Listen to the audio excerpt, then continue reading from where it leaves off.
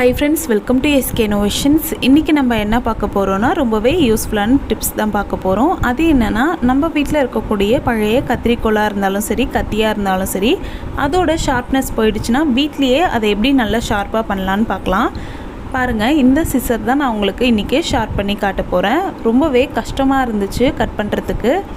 ரொம்பவே அழுத்தம் கொடுத்து கட் பண்ணால் தான் இது கட் பண்ண முடிஞ்சுது. இப்போ இதை எப்படி ஈஸியாக ஷார்ப் பண்ணலான்னு பார்க்கலாம். அதுக்கு நம்ம ஸ்டவ் ஆன் பண்ணிவிட்டு மீடியம் ஃப்ளேமில் வச்சு இந்த கத்திரிக்கோலை ஒரு 30 செகண்டுக்கு ஹீட் பண்ணிக்கலாம். கத்திரிக்கோல் பார்த்திங்கன்னா நல்லா ஓப்பன் பண்ணிவிட்டு இந்த மாதிரி வச்சு ஹீட் பண்ணிக்கோங்க.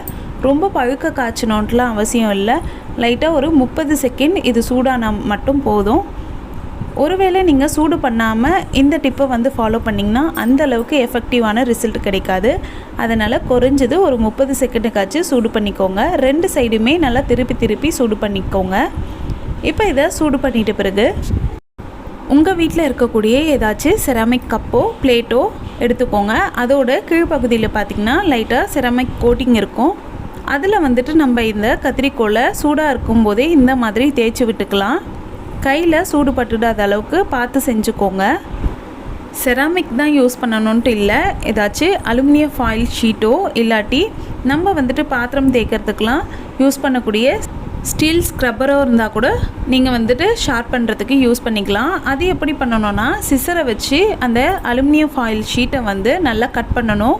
அதே மாதிரி ஸ்டீல் ஸ்க்ரப்பரையும் சிசரால் சின்ன பீசஸாக வர அளவுக்கு கட் பண்ணிங்கன்னா உங்களோட சிசருக்கு நல்ல ஷார்ப்னஸ் கிடைக்கும். இது இல்லாமல் இன்னொன்றுமே ரொம்ப எஃபெக்டிவான ரிசல்ட் கிடைக்கும். அது என்னென்னா, கடைகளெல்லாம் விற்கக்கூடிய உப்பு காகிதம் சொல்லக்கூடிய சாண்ட் பேப்பர் தான்.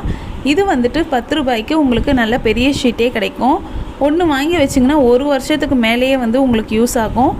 இதை நீங்கள் சிசராக இருந்துச்சுன்னா அப்படியே சின்ன பீசஸாக கட் பண்ணவும் செய்யலாம். இல்லாட்டி இந்த மாதிரி நீங்கள் தேய்ச்சும் விடலாம். பாருங்கள், இந்த மாதிரி 2 சைடுமே நல்லா தேய்ச்சி விட்டுக்கோங்க. இந்த மாதிரி பண்ணுறதுனால நம்மளோட சிசருக்கு பார்த்திங்கன்னா நல்ல ஷார்ப்னஸ் கிடைக்கும். இது ஒரு 30 செகண்ட்லேருந்து 1 நிமிஷம் வரைக்கும் நல்லா தேய்ச்சி விட்டுக்கோங்க.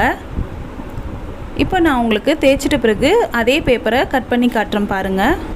இப்போ கட் பண்ணுறதுக்கு பார்த்திங்கன்னா ரொம்பவே ஈஸியாக இருந்தது. ஃபஸ்ட்டு பார்த்திங்கன்னா ரொம்பவே அழுத்தம் கொடுத்தா தான் அது கட் பண்ண முடிஞ்சுது. இப்போ அப்படிலாம் இல்லை, ஈஸியாக சூப்பராக ஷார்ப் ஆகிடுச்சு.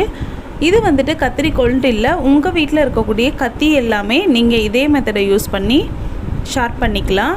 பாருங்கள், இந்த மாதிரி கத்தியும் ஒரு 30 செகண்டுக்கு ஸ்டவ்வில் சூடு பண்ணிக்கலாம். சூடு பண்ணிட்ட பிறகு அதே மாதிரி செராமிக் கப்போ இல்லாட்டி சாண்ட் பேப்பரோ வச்சு நீங்கள் உங்களோட கத்தியை நல்லா ஷார்ப் பண்ணிக்கலாம். எப்போவுமே கத்திரிக்கோல்லாம் ஷார்ப்னஸ் போயிடுச்சுன்னா நம்ம புதுசாக வாங்குவோம். அந்த மாதிரி வாங்காமல் இந்த மாதிரி வீட்லேயே சூப்பராக 2 நிமிஷத்தில் உங்களோட கத்தியும் கத்திரிக்கோளும் நல்லா புதுசு மாதிரி ஷார்ப் பண்ணிக்கலாம். இது யூஸ் பண்ணுற கத்திரிக்கோள்ன்ட்டு இல்லை, ஒருவேளை உங்கள் வீட்டில் இருக்கக்கூடிய துருப்பிடிச்ச கத்தியாக இருந்தாலும் சரி, ரொம்பவே பழைய கத்திரிக்கோளாக இருந்தாலும் சரி, இந்த மெத்தடை நீங்கள் யூஸ் பண்ணிங்கன்னா சூப்பராக புதுசு மாதிரியே ஷார்ப் ஆகிடும். கண்டிப்பாக ட்ரை பண்ணி பாருங்கள் இந்த கத்தி எந்த அளவுக்கு சூப்பராக நல்லா ஷார்ப்பாகி இருக்குன்ட்டு. இந்த டிப்லாம் உங்களுக்கு பிடிச்சிருந்தால் லைக் பண்ணுங்கள், ஷேர் பண்ணுங்கள், கமெண்ட் பண்ணுங்கள். நம்ம சேனலில் ஃபஸ்ட் டைம் பார்க்குறீங்கன்னா மறக்காமல் சப்ஸ்கிரைப் பண்ணுங்கள். தேங்க்ஸ் ஃபார் வாட்சிங்.